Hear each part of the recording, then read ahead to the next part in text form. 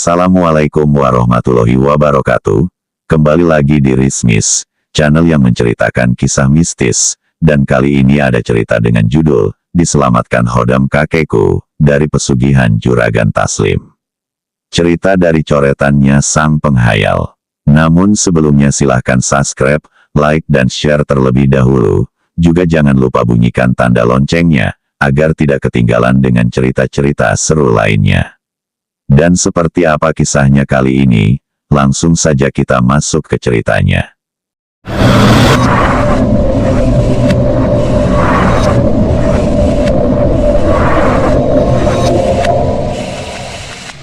Di pagi hari buta, Didi sudah berangkat ke sawah, menggantikan tugas bapaknya yang lagi sakit. Didi pun langsung membajak sawah. Namun bukan sawah milik sendiri, melainkan sawah milik Juragan Taslim. Selama ini mereka hanya menggarapnya saja. Kehidupan Didi sekeluarga sangatlah sederhana, namun mereka tidak pernah mengeluh dan selalu bersyukur dengan apa yang sudah Tuhan berikan pada mereka. Sudah hampir sebulan bapaknya Didi terbaring sakit parah, hanya obat warung yang bisa Didi kasih ke bapaknya, karena untuk membawanya ke rumah sakit, Didi tidak punya biaya. Jangankan untuk biaya rumah sakit, untuk biaya makan sehari-hari pun sangatlah kurang. Karena dengan penyakitnya yang semakin parah, bapaknya Didi pun meninggal dunia. Dan jelang 1 tahun disusul oleh ibunya Didi, yang meninggal secara tiba-tiba. Setelah dari sepeninggal ibunya, kini Didi menjadi sebatang kara. Didi yang dulu periang, kini sudah berubah, menjadi seorang yang pendiam, bahkan hampir sudah tidak ada lagi senyuman di bibirnya. Hari demi hari Didi jalani hidup dengan kesendirian. Di usianya yang masih 14 tahun, dia habiskan hari-harinya di sawah, tetap menggarap sawah milik Juragan Taslim. Hingga di suatu hari, di saat Didi istirahat, setelah melaksanakan sholat zuhur di saung yang ada di sawah, tempat yang biasa dia gunakan sebagai tempat istirahat, semilir angin di sawah kala itu, menemani Didi hanyut dalam lamunan, mata Didi pun perlahan mulai terpejam, dan kemudian Didi pun tertidur.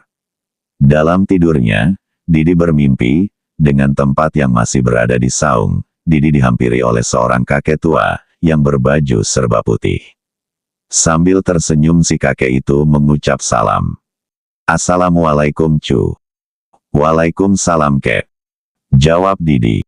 Hati-hati cu, kalau nanti ada yang memberi telur ayam kampung, jangan sampai kamu makan. Ucap si kakek kepada Didi. Memangnya kenapa kek kalau saya makan telur pemberian orang? Tanya Didi heran. Namun belum sempat kakek itu memberikan jawaban, Didi terbangun dari mimpinya yang dikejutkan oleh suara petir yang menyambar dengan keras. Dan ternyata selama Didi tertidur hujan turun dengan sangat derasnya. Menjelang maghrib, setelah hujan reda Didi pun pulang ke rumah. Setibanya di rumah Didi langsung membersihkan diri, lalu pergi ke masjid. Singkat cerita, selepas Isya, Didi duduk di tengah rumah seorang diri. Sambil menyantap singkong rebus, pikiran Didi pun melayang tidak karuan, namun tiba-tiba lamunannya terganggu oleh suara ketukan pintu rumahnya. Kemudian Didi pun melangkah ke arah pintu, untuk membukanya. Setelah pintu dibuka, ternyata Juragan Taslim, yang kini sudah berdiri di depan pintu. Juragan, maaf Juragan, ada apa ya Juragan kesini? Tanya Didi setengah gugup. Kamu itu Di, apa gak boleh saya bertamu ke rumahmu? Ucap Juragan Taslim balik bertanya. Ini Di, saya punya kiriman telur banyak sekali. Dari teman saya yang ternak ayam petelur, lumayan nih buat lauk makan kamu. Ucap Juragan Taslim, sambil menyerahkan seplastik telur. Pakai repot-repot segala Juragan, sampai mengantarkannya ke sini. Juragan kan bisa nyuruh orang buat manggil saya. Ucap Didi berterima kasih, sambil menerima plastik yang berisikan telur tersebut. Gak apa-apa, sekalian mampir aja, setelah dari sini, saya mau ke rumah Haji Sidik, mau menanyakan sawahnya yang akan dijual, ucap Juragan Taslim lagi. Singkat cerita setelah Juragan Taslim pulang meninggalkan rumah Didi, Didi pun langsung merebus telur-telur itu, juga sekalian menanak nasi untuk dijadikan santapan makan malamnya, 2 jam setelah Didi makan malam, suasana pun serasa berubah, menjadi malam yang mencekam buat Didi, karena tiba-tiba saja ada suara kereta kuda yang berhenti di depan rumahnya. Bahkan terdengar beberapa kali suara wanita yang memanggil-manggil namanya. Dengan rasa takut, Didi pun coba untuk mengintip keluar dari celah pintu. Betapa kagetnya Didi, karena di luar terlihat ada seorang wanita yang berdiri di atas kereta kuda dengan memakai busana zaman kerajaan, serta ada beberapa dayang yang berbaris rapi di belakangnya, dengan wajah-wajah yang sangat menyeramkan. Didi pun mundur dari pintu, hanya beberapa langkah, karena dengan lututnya yang gemetar hebat, kakinya pun sangat berat untuk dilangkahkan. Dan akhirnya Didi pun ambruk. Lalu pintu terbuka dengan sendirinya. Di saat itu juga, Didi pingsan tidak sadarkan diri. Singkat cerita Didi mulai siuman, dan mulai membuka matanya, dan ternyata kini Didi ada di atas kereta kuda, di samping wanita cantik yang berbusana ala kerajaan itu. Namun tiba-tiba kereta kuda yang dinaiki Didi berhenti, dan ternyata ada seorang kakek berdiri di depan yang membuat kereta kuda itu berhenti. "Maaf Nyai, aku memberhentikanmu, karena laki-laki yang bersamamu, itu cucuku," ucap Eyang Suta sambil menunjuk ke arah Didi. "Maaf Suta, lelaki ini sudah jadi milikku, abdi setiaku yang sudah memilihnya," jawab Nyi Dasi tegas. "Baiklah, kalau begitu aku akan memintanya dengan paksa," ucap Eyang Suta mengancam. "Namun perlu kamu ketahui Nyi, kamu sudah mengambil ibu dari lelaki itu. Yang nyatanya masih dari terah keturunanku, dan untuk yang satu ini aku tidak akan membiarkan kamu mengambilnya. Yang jelas-jelas dia itu terah terakhir dari keturunanku," ucap Eyang Suta lagi menjelaskan. Lama Nyi Dasi terdiam, dan akhirnya Nyi Dasi bersedia melepaskan Didi, dengan syarat Eyang Suta harus berjanji, tidak lagi mengganggu urusannya dan menyerahkan pusaka milik Nyi Dasi, yang sempat diambil Eyang Suta pada tempo dulu saat Nyi Dasi dikalahkan Eyang Suta. Dan persyaratan pun disepakati Eyang Suta. Cerita beralih di rumah Didi. Di depan rumah Didi, Juragan Taslim dan beberapa warga akan mencoba mendobrak pintu rumah Didi yang terkunci rapat. Di mana rumah Didi sangat hening, seperti tidak ada tanda-tanda kehidupan. Beberapa warga di sekitar rumah Didi sengaja diajak Juragan Taslim untuk mengecek keadaan Didi. Juragan Taslim berdalih, takut ada apa-apa dengan Didi, karena sudah 3 hari ini, Didi tidak kelihatan bekerja di sawahnya.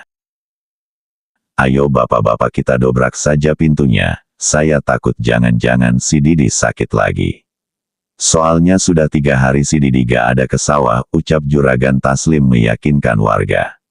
Akhirnya warga pun mendobrak pintu rumah Didi, dan begitu pintu sudah terbuka, benar saja, badan Didi sudah terbujur kaku tergeletak di lantai. Setelah dipastikan denyut nadi dari Didi sudah tidak ada, warga pun langsung membagi tugas.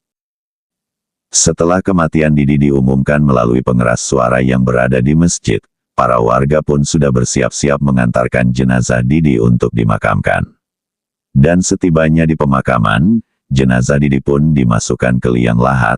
Namun tiba-tiba saja, saat salah seorang warga mengazani jenazah Didi, dan saat azan selesai, saat itu juga jenazah Didi menggeliat bergerak.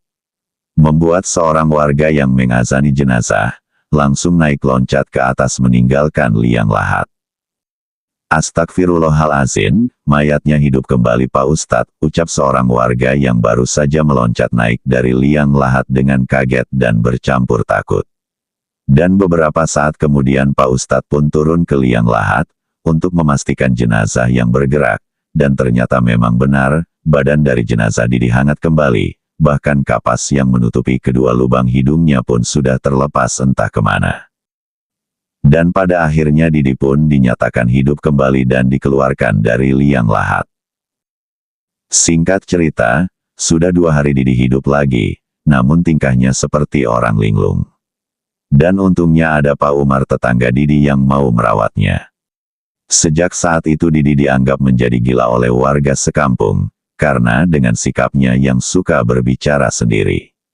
Namun bagi Didi, dia tidak merasa bicara sendiri, melainkan sering mengobrol dengan Eyang Suta, sosok gaib kakek tua yang menolongnya, bahkan sempat mengingatkan Didi lewat mimpi untuk tidak memakan telur pemberian dari Juragan Taslim. Telur yang dijadikan media tanda calon tumbal pesugihan kekayaan Juragan Taslim. Cemooh demi cemooh yang Didi terima dari warga kampung, tidak membuat Didi sakit hati, bahkan warga kampung sekarang memanggil Didi dengan sebutan Didi Jeglo. Jeglo adalah singkatan dari Jelema Gelo, yang apabila diterjemahkan ke bahasa Indonesia, Jelema Gelo yang artinya orang gila. Hari-hari Didi kini dia dilewati dengan penuh keprihatinan, karena kini sudah tidak ada lagi warga yang mempekerjakan Didi, semenjak Didi dianggap gila. Namun untungnya Didi masih punya Pak Umar, tetangga yang dari dulu sangat baik, yang kini selalu memberi Didi makan setiap hari. Di malam harinya, malam-malam Didi ditemani oleh Eyang Suta, sosok gaib yang berwujud sebagai kakek tua. Eyang Suta pun mengajari Didi tentang ilmu-ilmu gaib. Eyang Suta sendiri adalah khodam yang mendampingi almarhum kakeknya Didi dulu.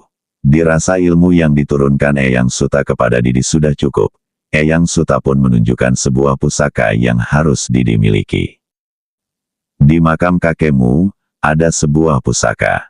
Pusaka milik kakekmu dulu, dan nanti akan menjadi milikmu, kalau kamu bisa menaklukkannya, ucap Eyang Suta.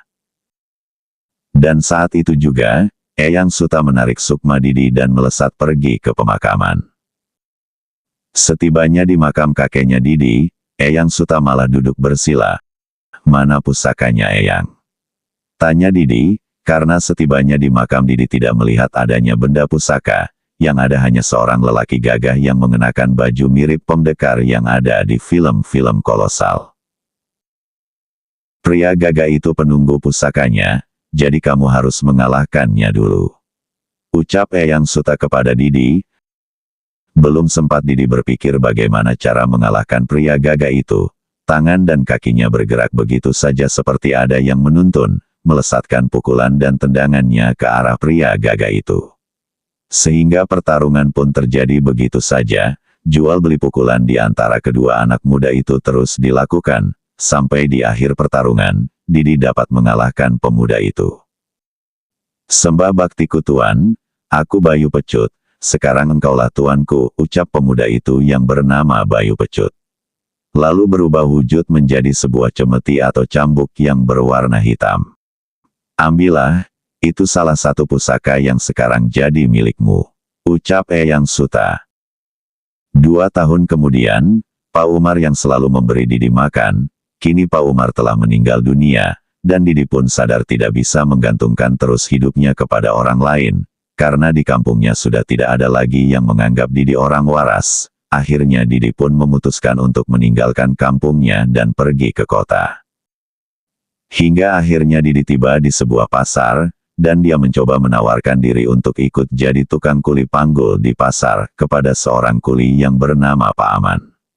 Alhamdulillah Didi pun dipersilahkan, namun di siang harinya Didi dihampiri 2 orang preman, alih-alih meminta jatah keamanan. Mereka meminta uang setengah dari penghasilan Didi di hari itu. Namun Didi menolaknya, kemudian si kedua orang preman itu pun marah, dengan tanpa basa-basi lagi mereka melayangkan pukulannya ke arah Didi. Sigap Didi langsung menghindarinya, dan menyerang balik. Dengan kemampuan Didi saat ini, alhasil kedua orang preman itu terkapar tidak berdaya. Semua penghuni pasar merasa senang, karena akhirnya si pembuat onar ada yang memberi pelajaran. Dari belakang Pak Aman menarik tangan Didi, bahaya. Ayo kita pergi dari sini, jangan sampai bos mereka datang ke sini dengan pasukannya, ucap Pak Aman kepada Didi. Sambil melangkah pergi meninggalkan pasar. Untuk sementara kamu tinggal di sini, karena aku yakin kamu pasti bukan orang sini, ucap Pak Aman lagi. Dan benar saja apa yang ditakutkan Pak Aman benar-benar terjadi, tidak harus menunggu besok. Saat itu juga bos dari preman-preman itu mendatangi kontrakan Pak Aman dengan membawa beberapa orang anak buahnya. Keluar kalian, mana orang yang menghajar anak buahku, kata si bos preman itu yang bernama Boma. Terlihat Pak Aman sangat gemeteran, sementara Didi, sedikit pun dia tidak merasa gentar. "Tenang Pak, jangan takut, biar saya hadapi sampah-sampah itu," ucap Didi sambil melangkah dan membuka pintu. "Jangan kau libatkan yang lain, aku yang menghajar anak buahmu," ucap Didi. "Berani juga kau, kamu belum tahu siapa aku," ucap Boma sombong. Dan tanpa basa-basi jual beli pukulan pun terjadi, namun mungkin Boma bukanlah lawan yang tangguh buat Didi, sehingga dalam beberapa jurus saja, Didi bisa melumpuhkan Boma CS. Singkat cerita, sudah seminggu suasana pasar menjadi tentram tanpa adanya Boma CS yang selalu minta jatah keamanan secara paksa kepada para pedagang. Walaupun baru seminggu Didi berada di pasar, namun dia sudah dihargai dan disegani di pasar itu. Baru saja 2 minggu pasar itu merasakan tentram, tiba-tiba saja Boma CS datang kembali, dengan membawa seorang preman bayaran. "Itu dia bang orangnya," ucap Boma kepada Wahyu si preman bayaran, sambil menunjuk ke arah Didi. "Hah? Itu masih Didi Jeglo Bom, orang gila di kampungku, apa gak salah kamu dikalahkan dia," ucap Wahyu seolah meledek Boma. "Hei Jeglo, apa benar kau mengalahkan dia?" tanya Wahyu kepada Didi sambil menunjuk ke arah Boma, namun Didi tidak menjawab, Didi hanya tertawa seolah meledek. "Dasar jelema gelo," upat Wahyu sambil melayangkan pukulan, namun secepat kilat, Didi menangkis dan menyerang balik, hingga membuat Wahyu tersungkur dengan sekali pukulan saja. Sejak saat itu Didi diminta kepala pasar dan para pedagang untuk menjadi keamanan di pasar. Dan pasar pun kini mendapatkan kembali ketentramannya, dengan adanya Didi Jeglo. Sampai di sini dulu ceritanya, dan nantikan kisah-kisah petualangan Didi Jeglo di episode selanjutnya.